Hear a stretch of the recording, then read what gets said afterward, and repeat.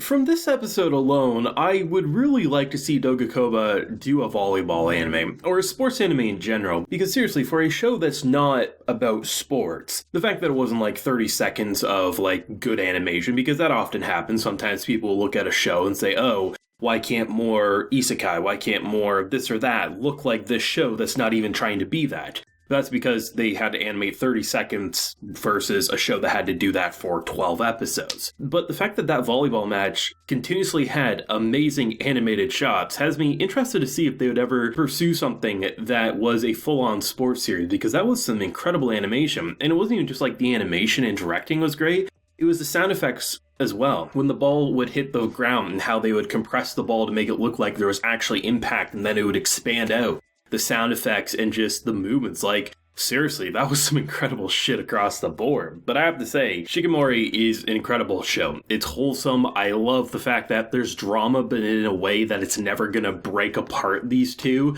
I mean, jealous Shikimori is not something I knew I needed until this episode, but from the face grab to her, because at first I thought what was going to happen, because you have the best friend, or at the very least it kind of feels like the best friend of Izumi, and how because she's not around, because she's almost like an idol, so therefore all the bad luck is going to latch onto him, so he takes the blow. And I mean, he looked like shit at the end. The fact that he's like, you can walk home alone because I ain't gonna die for you, which I'm honestly willing to believe he would have died, because seriously, the fact that not only in last week's episode he almost got hit by a car, there was the jokes about the isekai, right? You know, like the fact that he almost got isekai because he would have if she wasn't there to pull him away. But then we learned in this episode that apparently a truck literally ran into his home, and that's how he got the scar on his forehead. This boy has literally avoided being isekai'd at the very least 2 times in 2 episodes. Sure, the one time was in the flashback, but still, the fact that this man's avoided it that long is hilarious, so I'm willing to believe had his friend there walked with him,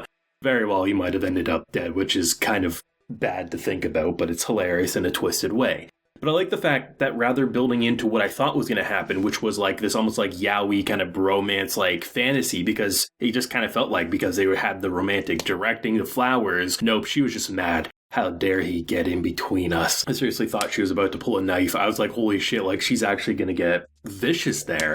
But I like the fact that these two's relationship, I mean, it's something that it just feels fun to follow. It feels like you understand why both of these people like the other. Sure, there's the small portions of the internet who's like, oh, Izumi's not manly enough. There's no reason a girl would like it. And it's just like, get your toxic masculinity shit out of here because no one gives a shit. And that's why I really like that one scene when after the volleyball match where you have the swarm of girls who are just like, ew, who's this? At first I thought it was just going to be like, oh, they're going to do the thing where everyone thinks that he's not good enough. But it was just like one girl, and then all the others were like, oh, actually, he's kind of cute, and then she changed her tune. I appreciate the fact that it's not just here to belittle Izumi and be like, oh, no one understands why she's with him. Like, the only people we've seen so far make those remarks or imply that was in the first episode where you have those 2 classmates who don't seem like they're friends with Izumi, but more so just kind of acquaintances. You talk to them because you have the same class, not because you're going to hang out after school. And then in this episode, we had that one girl make a slight remark, but then every other girl was like, no, he's perfectly acceptable. Niceness goes a hell of a long way, far more than just being the buffest character out there. And I think that's why the relationships feel so genuine.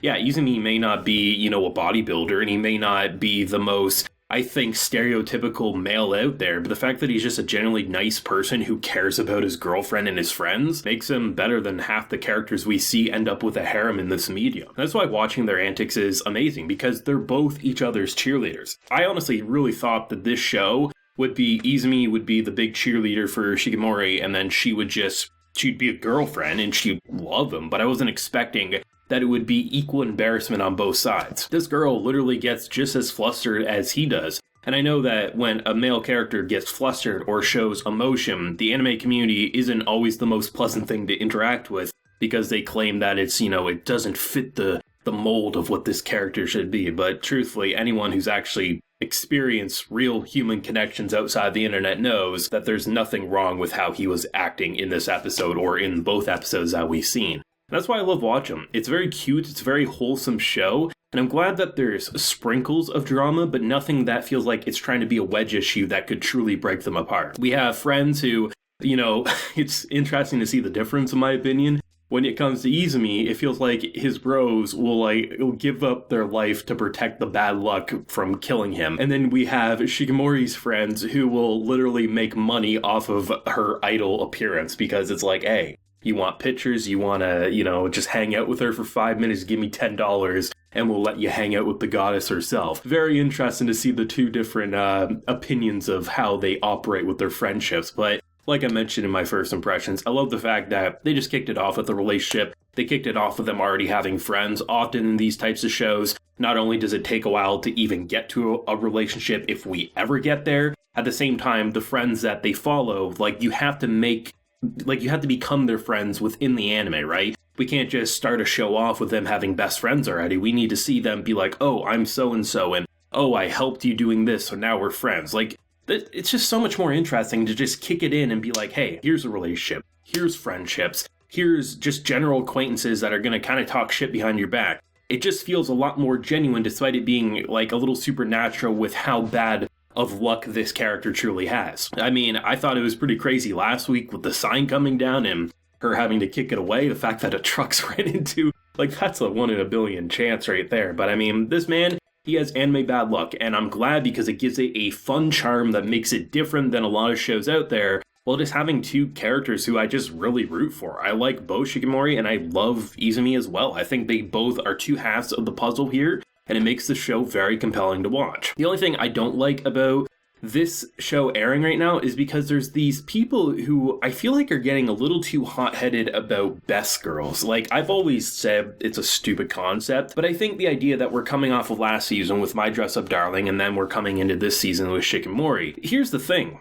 Marine from My Dress Up Darling, fantastic lead female character. You can look at Yor from Spy Family, fantastic lead female character in that show. Shikimori, fantastic lead female character in this show. I think there's too much hostility of needing to tear down these other shows in order to prop your show up. No, they're all fantastic. Of course, you can have your favorites, but the idea of needing to belittle the other shows, it's weird. It just comes across very toxic in my opinion. Just enjoy the shows you like and promote them. You don't need to tear something down in order to praise something. So I just want to throw that out there because I was seeing some weird shit between Reddit and Twitter, which of course they do represent some of the worst in humanity, but it was just weird to see people talk about this show and it was just a normal post and then just why do we have to talk shit on either Shikimori or My Dress Up Darling? Why can't we just appreciate both because they both have two amazing lead females and we don't get to say that enough in anime these days. But that tangent out of the way, loving the show, very excited for more. Be interested to see if we do get any delays because of Dogakoba having to take a little bit of a break because of COVID, so hopefully, it'll only be 1 or 2 delays, if any. You never quite know with anime production, but we'll see where it goes from here. I'm going to be covering it as soon as it releases, so let me know what you're feeling down below. Leave a like if you enjoy and subscribe if you're new around here. Until next time, everyone, please take care and have a good one.